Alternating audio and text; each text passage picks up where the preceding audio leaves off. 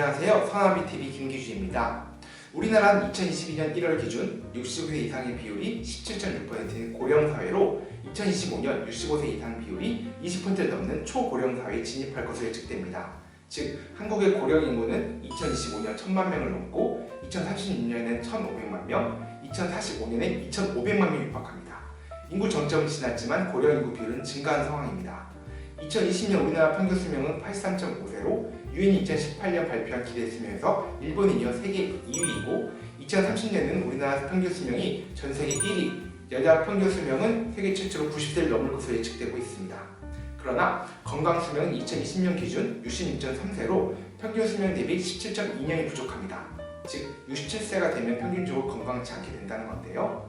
건강수명을 증가시키는 것은 국가적으로 의료비 절감뿐 아니라 개개인의 고령자가 일을 하실 수 있고 더 행복하게 지내는 데 중요한 겁니다. 건강수명을 증가시키는 데 있어서 생활습관 개선, 질병치료 및 건강검진만큼 중요한 요소로 노쇠와 근감소증을 꼽을 수 있습니다. 노쇠에 대해서는 다음 시간에 말씀드리도록 하겠습니다. 오늘은 어르신들의 건강에 많은 영향을 미치지만 간과되고 있는 근감소증에 대해 말씀드려보고자 합니다. 근감소증은 우리나라에서 질병으로 인정한 건 2021년부터입니다. 미국에서는 2016년부터, 일본에서는 2018년부터 각각 질병으로 인정받았습니다.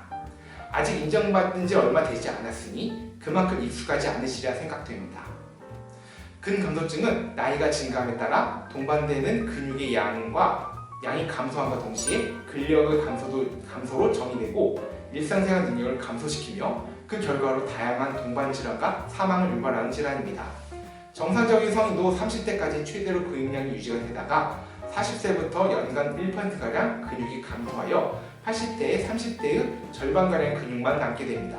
여기에 이런 근감소를 악화시키는 여러 원인들로 연세 대비 심한 근육 감소가 나타나게 되면 이를 심한 근감소증이라고 하게 됩니다.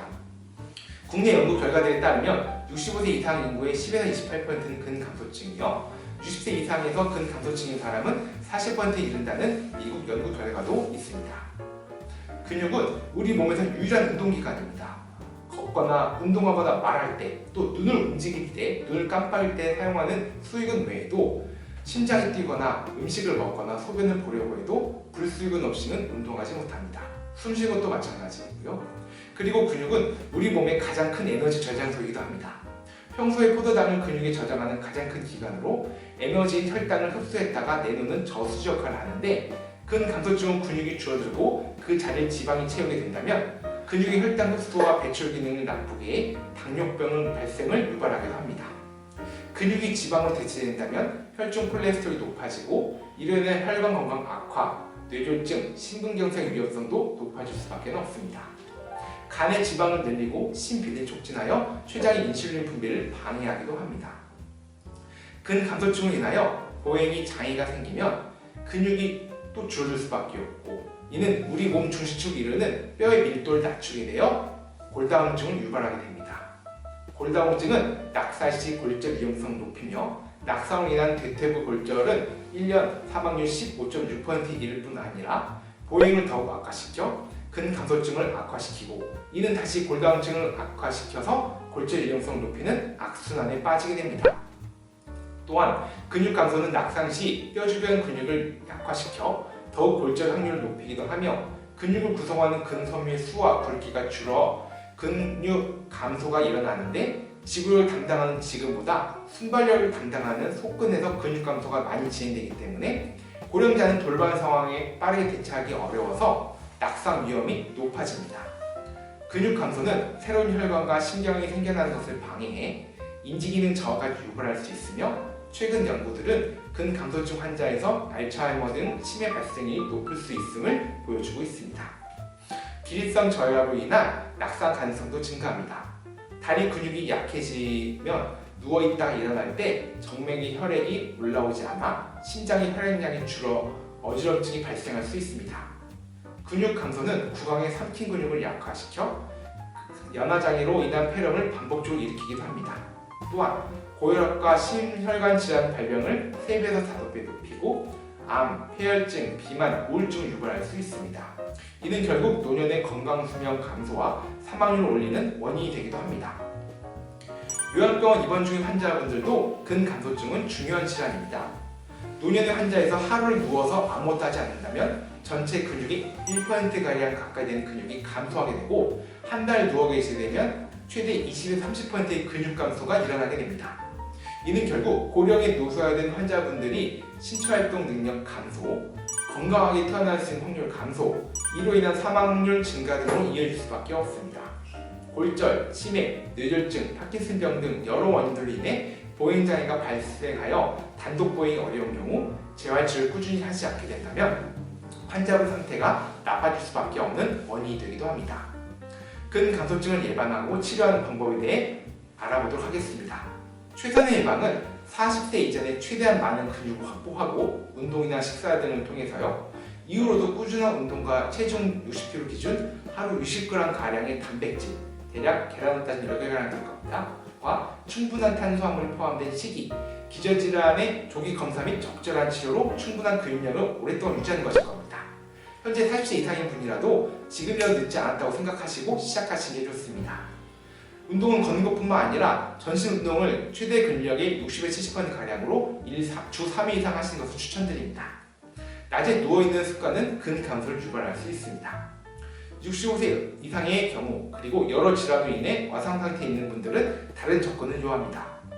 50대 이후로는 점차 근육이 만드는 건 어려워지고 근손실은 더 쉬워지는 상태에서 근손실 비율이 점차 높아집니다.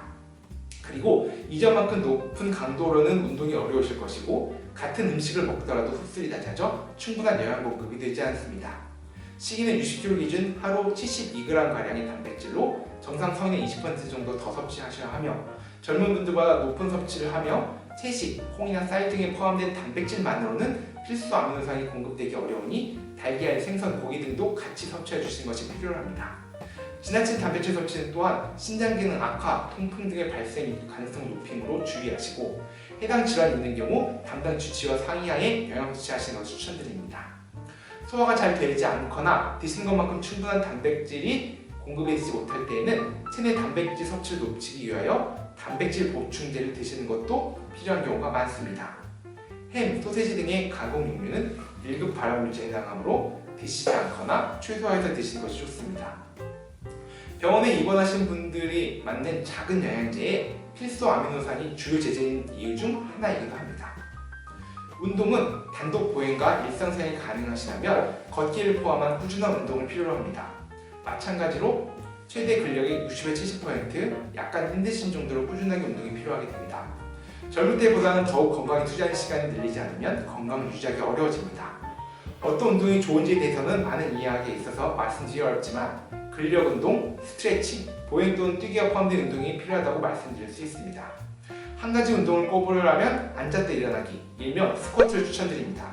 체내 가장 많은 근육인 둔근과 대퇴사두근의 유지 및 증가에 적절합니다.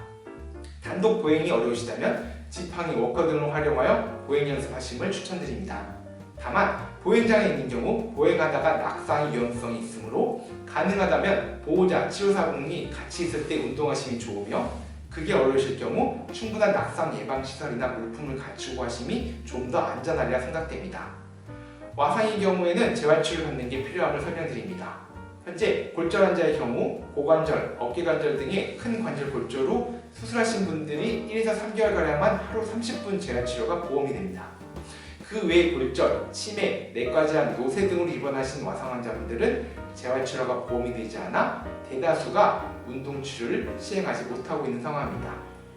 반드시 필요한 치료에 대해서 보험료가 적용되어야 하고 이는 또한 추후 근감소 및 보행장애 호전을 보여 일상으로 돌아갈 가능성이 충분히 있다고 파괴됩니다.